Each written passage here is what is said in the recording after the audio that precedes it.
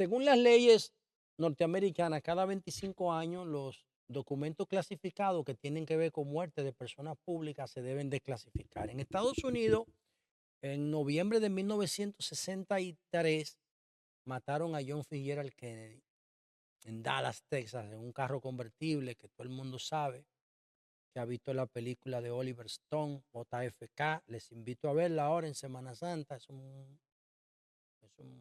un buen tema, pues es una super película con Kevin Costner haciendo el papel de Harrison, el fiscal, el informe Warren. Y entonces mataron a Kennedy y se lo atribuyeron a Lee Harvey Oswald, un ex marín norteamericano que había desertado y después volvió, pero lo que se puede apreciar en la película, que insisto en ver que vean la película, porque la película en 2 horas y pico te muestra lo que tú tendrías que leer muchísimos libros. Y está demasiado bien actuada, ganó Oscar, una joya. Para mí, quizá la mejor película de Oliver Stone, para mí, esa, la de JFK.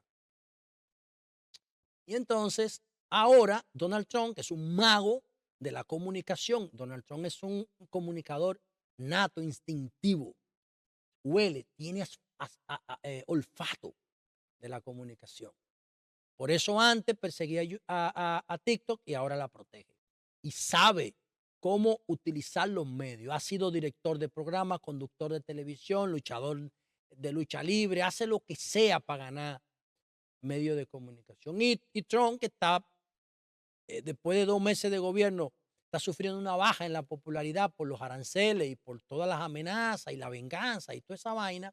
Dice, coño, déjame desclasificar esto y así entretengo a la gente con temas como la muerte de no solamente de John Fitzgerald Kennedy, sino también de Robert Kennedy, el hermano, y también la muerte de Martin Luther King. Y ahí entretiene a la población norteamericana por un buen tiempo, ¿no? Y eso está bien de parte de él.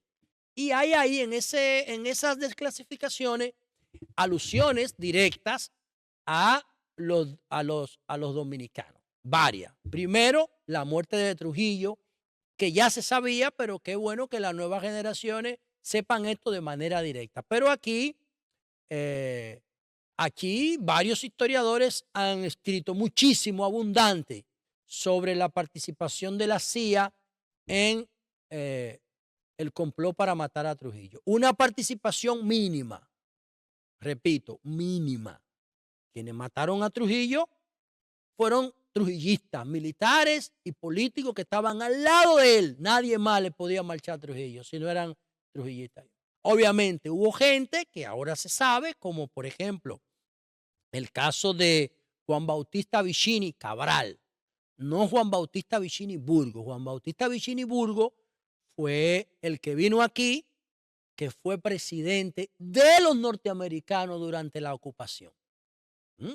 Pues quizá de ahí se generara esa relación y esa confianza de que un hijo de Juan Bautista Vicini Cabral, que nació el mismo día en que los norteamericanos desocuparon el país en el 1924, ya 30 años después, con 54 años de edad, 55 años de edad, lo que tengo yo ahora, participara como le llaman el señor X en los documentos desclasificados a Juan Bautista Vicini Cabral, hijo del presidente dominicano de la ocupación de 1916 a 1924. Ese es un elemento importante y el otro elemento importante es el de Lorenzo Berry, el piloto, el de Casa Wimpy. Eso también se sabía perfectamente. ¿Y por qué los norteamericanos querían salir de Trujillo si Trujillo era un aliado de ellos? También lo vamos a explicar. Ahora, el elemento nuevo de esta desclasificación que tiene como un tufo de teoría conspirativa es el, el de que la CIA habría participado en el triple asesinato de las hermanas Mirabal. Eso es nuevo. Hay una teoría por ahí que para acelerar el descontento del pueblo con el régimen, pero no, eso no es verdad. Yo no creo particularmente eso. Por lo menos habría que, y no importa que aparezca un informe, porque que aparezca un informe no significa que es verdad. Que aparezca un informe no significa que es verdad eso. Ahí la CIA y el FBI ponen lo que le conviene a ellos. No significa que eso sea verdad. Eso es importante tenerlo en cuenta. Yo no creo que las hermanas Mirabal fueran asesinadas por la CIA. Yo no, por lo menos no tengo información sobre eso. Si la encuentro y veo que tiene verosimilitud, que cuadra con la realidad, la sostengo, la digo y la promuevo. Pero Trujillo tenía control de todo. Y hay evidencia suficiente como para vincular a la muerte de la Mirabal con la gente del SIM, del Servicio de Inteligencia Militar de Trujillo. Entonces vamos a empezar por partes. Vamos a empezar con el caso de Trujillo y por qué los norteamericanos deciden salir de él. Trujillo fue un aliado clave. Trujillo fue un aliado clave para los norteamericanos cuando el mundo estaba en guerra. En el 1945 se terminó la Segunda Guerra Mundial con el triunfo de Estados Unidos y Rusia sobre Alemania. Entonces Estados Unidos y Rusia se dividieron el mundo en dos. Rusia se quedó con una parte oriental de Europa y Asia y toda la vaina, y Estados Unidos se quedó con la parte occidental. Y el mundo se dividió en dos. Esa división se iba a completar en el mismo momento en que se levantó el muro de Berlín, que es cuando matan a Trujillo, en el 1961. Se iba a completar esa división con la división de la capital alemana en dos, de Berlín, Berlín Oriental y Berlín Occidental. Ahí empezaba una nueva etapa de la historia. Para esa nueva etapa, Trujillo no era relevante para los norteamericanos por dos motivos. Primero, ya Trujillo estaba senil. Tenía problemas de salud, había envejecido mucho y estaba haciendo cosas de locos. Como por ejemplo, el atentado a Rómulo Betancourt en Venezuela. Porque Rómulo Betancourt dijo que María Martínez, la esposa de Ramfi, que era la esposa de Trujillo, tenía un lunar en la nalga. Eso es lo que se dice, no sé. Y Trujillo lo mandó a matar con un carro bomba. Eso que ponía Pablo Escobar, Trujillo lo ponía en los años 50 y 60. Porque Trujillo era y mequillo con Mario Vargas Llosa cuando dice en la fiesta del Chivo que Trujillo era un mequetrefe, que se ponía la correa al revés, que cuando no podía violar una mujer porque no tenía virilidad, le metía un dedo. Eso es disparate. Trujillo era un super líder, lo que pasa es que era malo. Era un super líder, igual que Hitler. Y si Trujillo hubiese nacido en Europa, hubiese tenido una incidencia como la tuvo Hitler. Este país nadie lo pudo disciplinar hasta que llegó Trujillo. Ni Lili, nadie. Trujillo. Lo disciplinó este país. Este país era un desorden antes que llegara Trujillo. Un conuco. Quien le da carácter de Estado moderno a este país es Trujillo. Lo que pasa es que Trujillo era un tipo malo y un delincuentazo. Pero coño, era un líder. Y como era un líder, en los primeros años fue fundamental para Estados Unidos. Señores, Trujillo tenía lobby en Washington, en Nueva York, y financiaba a todos los senadores y los representantes. Uno de los lobbies más fuertes, así como ustedes ven el de los judíos, el del caucus negro, lo tenía República Dominicana en Washington y en Nueva York. Trujillo no se puede disminuir porque nos están disminuyendo a nosotros. A nosotros no nos dirigió 30 años un mequetrefe. No, nos dirigió un maldito líder. Un hijo de la gran puta, pero con unas condiciones de líder extraordinarias. Entonces, ya en la última etapa de su vida, Trujillo estaba haciendo cosas de loco. No solamente fue lo de Rómulo Betancourt, sino lo de Castillo Armas en Guatemala. Lo mató dentro de su habitación en la Casa de Gobierno. Trujillo ponía a los presidentes haitianos como le daba la gana. Cometía crímenes de lesa humanidad como el de 1937. Y Estados Unidos hasta 1945 le permitió toda esa vaina porque eran normales las dictaduras en medio de la guerra. Juan Bosch escribió un libro que se llama Póker de espanto en el Caribe. Póker de espanto en el Caribe. Escribió Juan Bosch. Vamos a buscarlo por aquí, para que ustedes vean algo. Vamos a buscarlo por aquí. Este libro que lo publicó Juan Bosch describe cómo eran normales la dictadura durante la Segunda Guerra Mundial. Trujillo aquí, Marcos Pérez Jiménez en Venezuela, antes de Rómulo Betancourt, Anastasio Somoza en Nicaragua, Fulgencio Batista en Cuba, eran normales. Pero Fulgencio Batista, después que salió de Cuba huyendo por el golpe de Fidel, vino aquí a República Dominicana a esconderse con Trujillo. Trujillo le quitó los cuartos. Todo lo que yo le estoy diciendo a ustedes me lo contaba don Álvaro a mí, lo decía en el programa al lado de mí, en la Z, en el Gobierno de la Mañana. Por eso es que yo sé toda esa vaina. A Batista vino de Cuba huyendo para acá y Trujillo le quitó los cuartos y después lo sacó del país. A Juan Domingo Perón lo recibió aquí el dictador Perón, el marido de Evita. Toda esa vaina nos lo contaba don Álvaro en el programa, que era una maldita enciclopedia. A Rómulo Betancourt, que gobernó después de Marcos Pérez Jiménez en Venezuela, lo intentó matar con un carro bomba. A Castillo Armas en Guatemala lo mató dentro de la habitación. Trujillo era un monstruo. Y entonces estaba desestabilizando América Latina. Cuando Estados Unidos lo que quería era concentrar el poder en América Latina, dirigirlo para evitar que se produjera en América Latina una propagación del sovietismo, del comunismo. Entonces, cuando triunfa Fidel Castro en Cuba, el movimiento de izquierda en República Dominicana empieza a esparcirse por todos lados. Y ya Trujillo, que perseguía muchísimo a los comunistas, no estaba en sus cabales.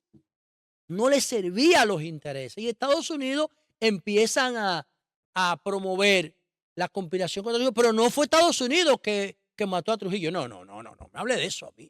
Yo tengo aquí muy claro los que mataron a Trujillo. La CIA ayudó. Eso puede decir ahí esos documentos, que repito, lo que diga ahí no es verdad. Pero quienes mataron a Trujillo son objeto de estudio en nuestra historia.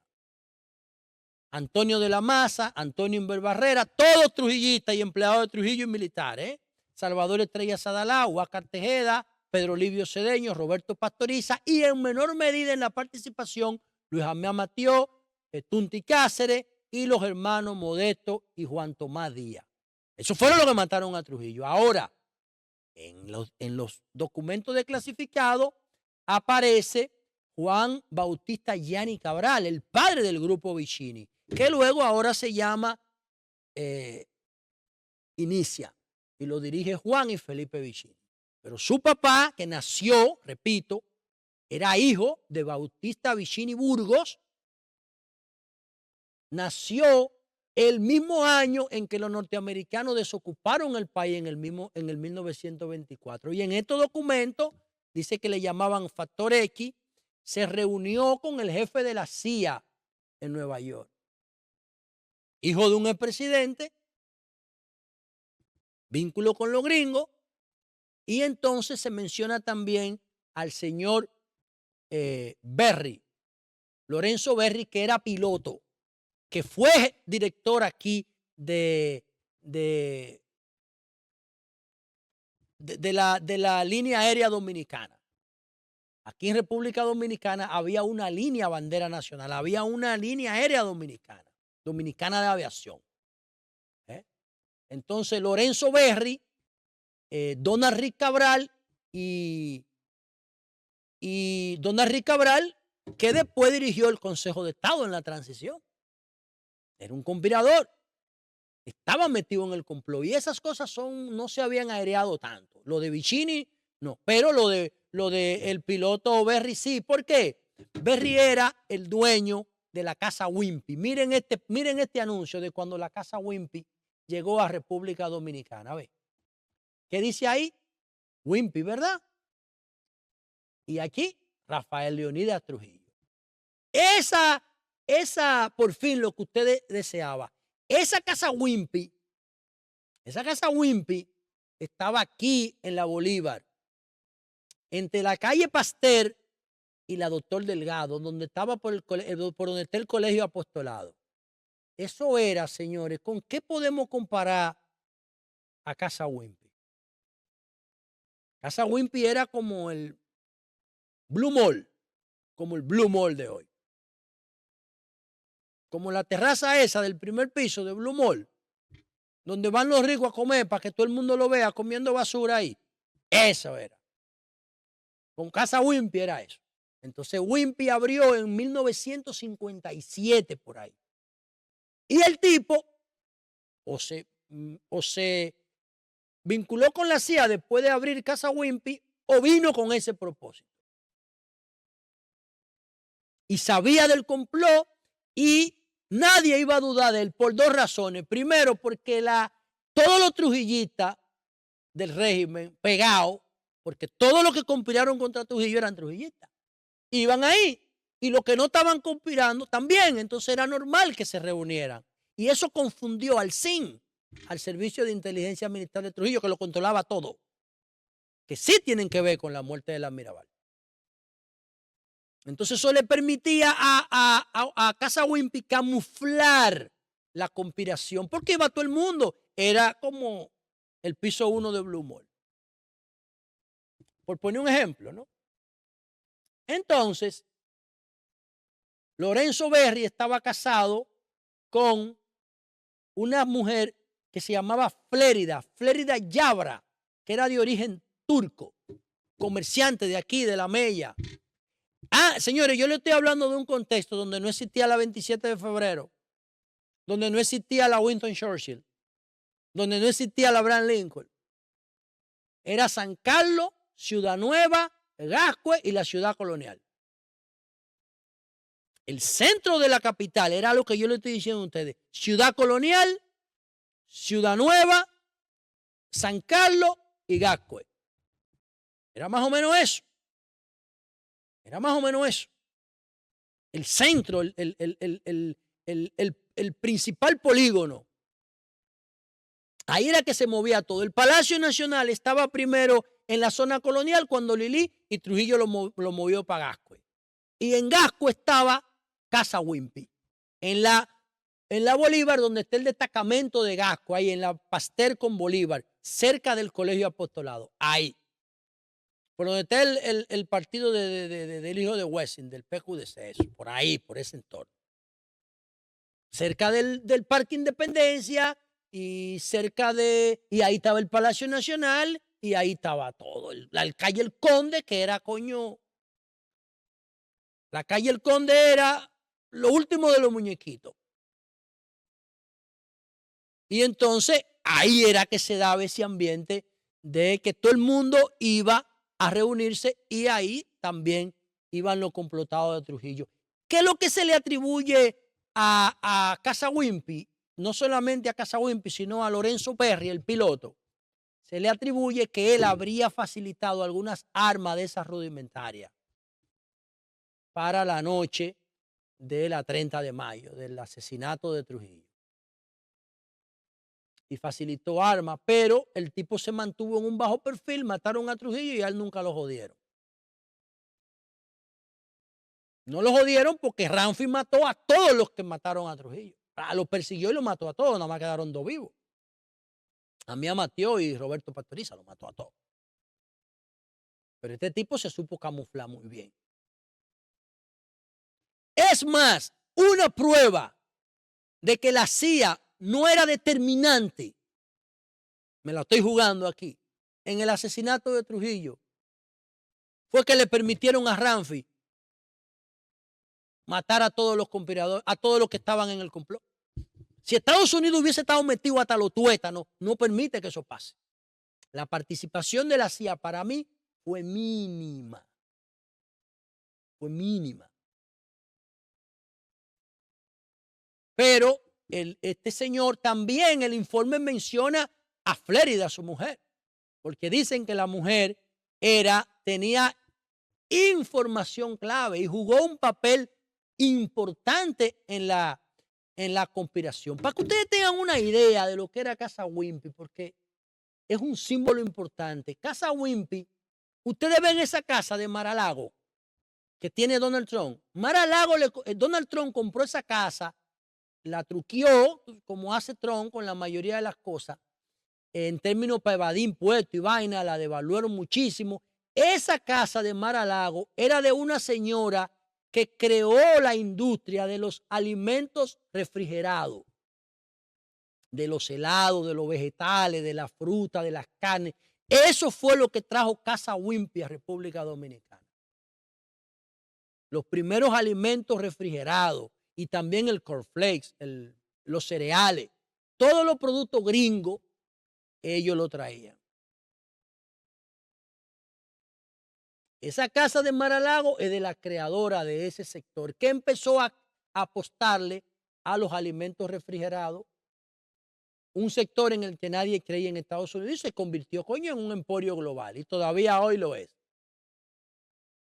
Entonces, no creo que esos elementos como Donald Rick Cabral, como Gianni Vicini, yo pienso que sí, para la familia Vicini esto le agrega algún tipo de valor histórico, ellos sabían todo eso.